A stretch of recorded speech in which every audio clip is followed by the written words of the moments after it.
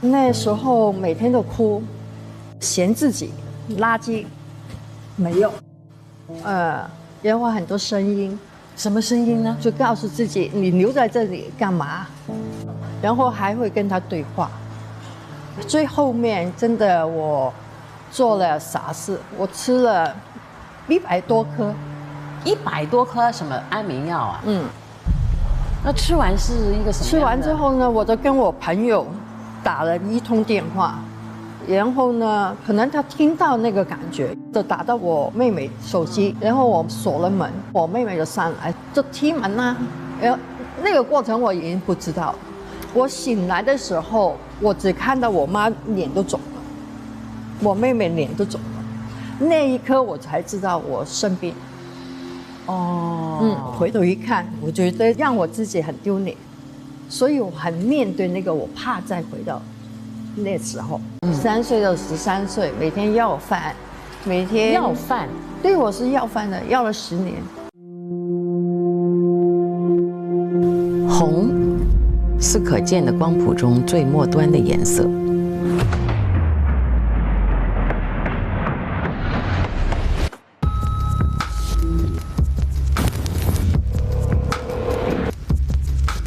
在聚光灯下的演员，红与不红，这是大众审视这个职业的简单分类。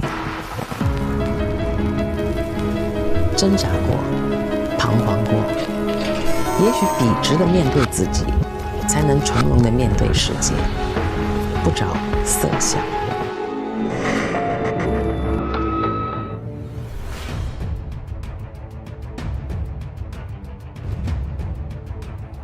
红是我的名字1/3，但我更爱那2/3，让我享受命运给我安排的多彩经历，不担忧一朝一夕的起伏，不苛求一种颜色的宿命，才是我做演员，我生活的真谛。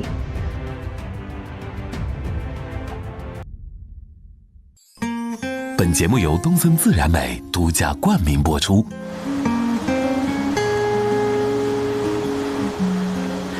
我今天特别开心，因为我访问的对象跟我很有缘。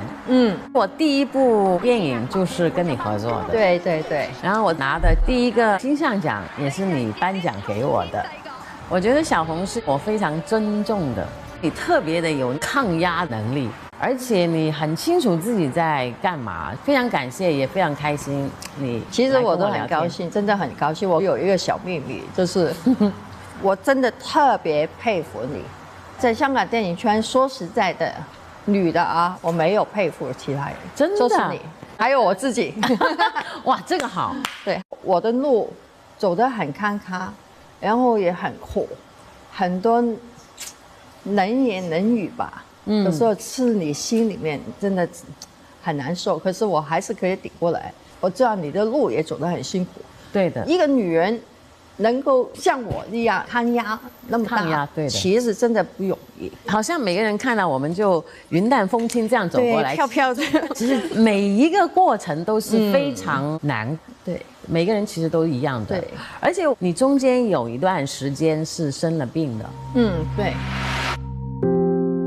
那时候可能电影圈有题材的话题啊，电影啊，轮不到我。突然之间，从很多戏拍的主角，突然连尾一个电影都没有。然后呢，开始有人找第3女主角，或者是一些阿姨啊，请你客串啊，这种心里面很不平衡。因为在我从第一天拍戏到我不太好的时候，时间其实10几年，这10几年真的我拼搏了很厉害，身上所有的伤啊，对，永远都会看到你们美美的，可是他们永远都会觉得我很丑，然后我不懂得演戏啊，心里面很不平衡，然后就开始有愤怒，那时候很愤怒，然后所有人我都讨厌。其实后来我才知道，那时候我已经有了抑郁症，头几年不知道。头几年，就觉得人家没有眼光，不懂才，永远都是想到自己最好。然后到了第3年比较严重，就是家里面所有的镜子，我都用毛巾盖起来。我家是3层楼，我住最顶，然后我妈妈、我妹妹都在跟我一起住，可是他们1个多月没知道我在哪里，因为我锁起来。然后听到他们在的时候，我不出去，然后声音也不会吭一声，希望他们不知道我在哪里，饭也不吃，水也不喝，到他们睡觉了，我才偷偷的下去找吃的，然后上去。那时候每天都哭，嫌自己垃圾没用，然后很多声音，什么声音呢？就告诉自己你留在这里干嘛，然后还会跟他对话。最后面真的我做了傻事，我吃了100多颗，100多颗什么安眠药啊？那吃完是一个什么？吃完之后呢，我就跟我朋友打了1通电话，然后呢，可能他听到那个感觉，就打到我妹妹手机，然后我锁了门，我妹妹就上来就踢门啊，然后那个过程我已经不知道。我醒来的时候，我只看到我妈脸都肿了，我妹妹脸都肿了，那一刻我才知道我生病。回头一看，我觉得让我自己很丢脸，所以我很面对那个，我怕再回到那时候，所以我绝对要把自己弄得很好，要control我自己，才不会回去。那你走出阴影，现在很阳光，很健康啊。现在其实都会有，还会有，只不过我知道心理上的反应，我要怎么样去处理了。譬如说我突然之间我觉得好像心脏病要发啊，这里疼啊，呼吸不好啊，情绪有一点低落啊，那我就知道有问题了，我就赶紧去找一些我自己喜欢的东西，在家里面逗逗狗啊，画画啊，对啊，跟朋友打打麻将啊。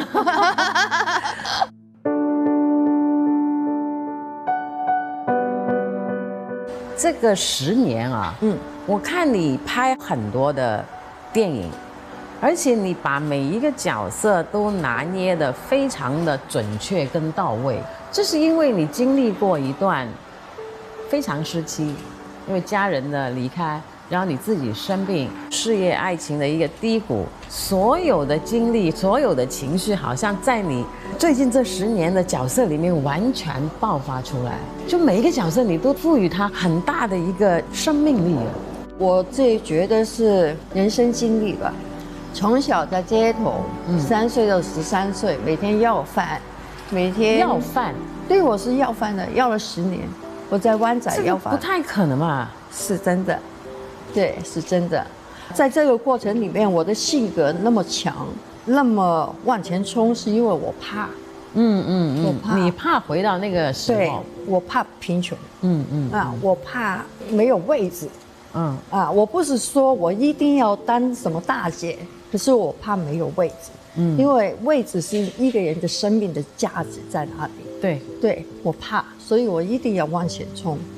可是后来再出来的时候，完全世界变了另外一个，我跟他完全没有关系的，都可能会踩你一脚，或是一些话说的挺打击的没钱啊，现在又出来了，很多这种。所以你是会介意别人怎么样来说你的？我介意，所以我要摆脱他，所以我必须要成功。你那个时候真的很拼啊！其实你是不是一个武行出身的？我不是，我完全不懂啊！我是跳舞的。你是跳舞的？我是跳中国舞蹈的。可是你要知道，我家从小我是贫困出来，一个千金小姐抓一个机会，跟我们这个要饭的抓一个机会，那个看法是不一样。这就是我要好好的把这个机会也要弄得最好，而他们可以随便去。那个时候有人问我最辛苦的时候，就是跟你拍那个电影《纽记杂牌军》，我还断了腿。对，我断了腿，腿是这样，我还抱回去继续打，腿是这样。只要说我不行了，马上后面就有人拥上来嘛。是的。所以到现在，其实我常常提我自己，不要抓得这么紧，因为从小就是苦上来。每个东西在我手上的，我都很紧张。我觉得你已经成为一个生活模式了，你经常在 get ready 等机会来，不能等，不能等，你要自己去找吗？譬如说雪观音，本来基本上就不是我，那你去找导演，导演不要见，他觉得我不是，然后呢，那个制片就是说，反正来到香港就剩2个小时，好吧，我就约了他，你去看看吧。当天他来的时候，我看了他给我的一个稿子，我造型完全弄好了，我去见导演，还要让导演等了我半个小时我才进去，演了10几20分钟之后，导演才知道原来我刚才在演。哦，本来不是我的，我就把他抓回来。有时候机会要自己去创作，真的。但当你抓到那个机会的时候，你要很认真的对待。是的。现在中国这个市场这么大，很多新人，他们有很多机会，又好像没有什么机会。一些很年轻的演员一出来拍1、2部电视剧，变成网红流量，然后突然之间就不知道去哪里了，因为竞争太大了。有窍门的，我很喜欢看新闻，我很喜欢问为什么。我看东西可能角度跟你们看的不一样，所以每次我拿一个角色的时候，我会很快就有一个原谱在这里搬进去，有个画面。然后我自己因为我很喜欢心理科，对，这样对每一个角色本身他的性格你就已经知道很清楚。假如我说这个人是很自闭的，然后他也是蛮强的，那只要我把这个放进去，我其他我都不用管，我会催眠我自己。我在开工前1个礼拜，我会用我整理好的性格去生活。那基本上剧本什么我都不需要管，因为所有的每一句话、每一个动作，基本上就是跟这个性格而衍生出来的。如果你再去管，你就会框住自己。因为最小的时候，我在湾仔长大，我是要饭的嘛，10个水兵在，你都要观察哪一个是好的，哪一个你能走过去，哪一个他不会打你，哪一个他会给钱你。你跑错去，你很 peace 一把，不要。好像《射雕英雄传》里面你在2人故里面长大的，整整就是有很多吸毒的，有很多巴女，有很多劳保，有很多水兵，有很多扒手，鱼龙混杂。对，在这里会培养到你的性格是蛮坚强的。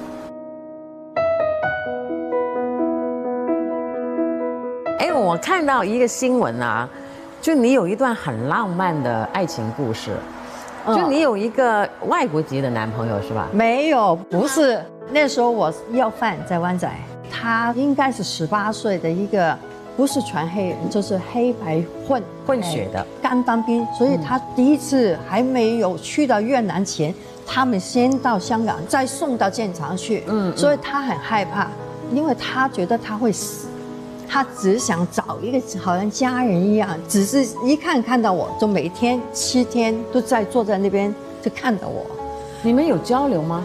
有，因为我要忙着去卖口香糖啊，他有去酒吧去买那个薯条叫 fish and chip，给我吃啊，这种有。只是他没耽误我，我就一直卖，没事我就靠在马路旁边那个栏杆就跟他聊天，然后有了又去这样子。他就坐在那边就等，每天就是上了岸，就等到时间他就离开。7天之后他就说他要走了，去越南了。他不知道他会不会死，就把所有的钱给我，然后他就问了我一句，他说 I love you how to speak Cantonese， 我就告诉他我爱你。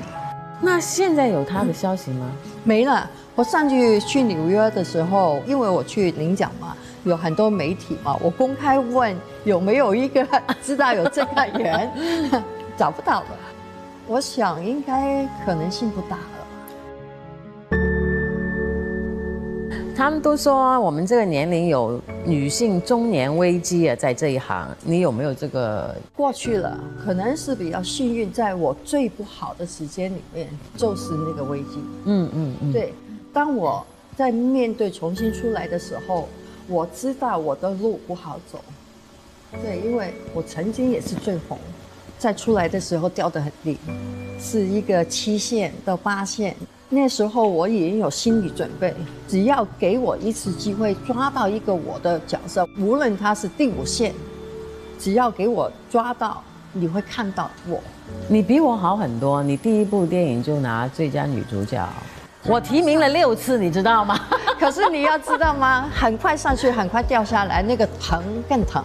不一样的经历咯，但是还是给了我们很丰富的人生的一个经历。是的，是的，我还蛮感谢那5次的失败的。反正我还有很多机会嘛，我准备演到80岁了。你准备演到几岁？说实在，我不会演到那么久。我觉得我要留一些时间给我自己人生。我到现在我没有真正去旅行，因为我的心都在工作。最近因为疫情的问题，我反省了，我就觉得我应该跟我家里面，跟小狗啊、我妹妹啊、姐姐啊，真的整个中国跑一转，去旅行。我从11年前我在福苏拿第2次奖到现在，我没有试过有真正停下来，大概2个月吧，因为我害怕。差不多2个礼拜，我就问公司，我怕停下来给遗忘，因为我曾经给遗忘了。你现在可以绝对放松了，因为全华人世界里面都知道你是一个非常会演戏，而且你是一个工作态度非常认真的演员。谢谢。可是曾经掉下来是很害怕的事。就对你来说会有一个很大的阴影。阴影。对，因为我很重视你生存的价值。我生存的价值就是我家里面我很重要，我朋友很爱我工作我很重要。你在不在意自己老去呢？我现在还不老啊，但是你在不在意你突然多了一根白头发啊，或者是多了几条皱纹啊？我还不够多啊。对啊，我觉得无所谓的，因为要保养真的很累了。是，对，太累了，就自然的老去，终身自然美。老就老吧，不要有病痛的好。好，谢谢你今天来跟我们聊天。真的，在你身上学到很多。没有了，我什么都没有。我心想和喜欢嘉玲，她是一个生命力强大的女性。感谢时光，让我们活成自己想要的样子。曾经我对30岁以后的人生很不满意，当时的我不知道，那才是新生的开始。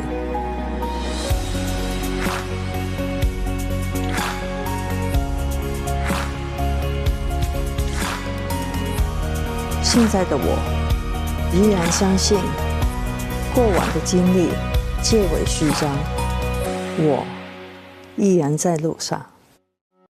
上微博搜索刘嘉玲对照记，参与更多话题讨论。更多节目精彩资讯尽在新浪娱乐新浪综艺。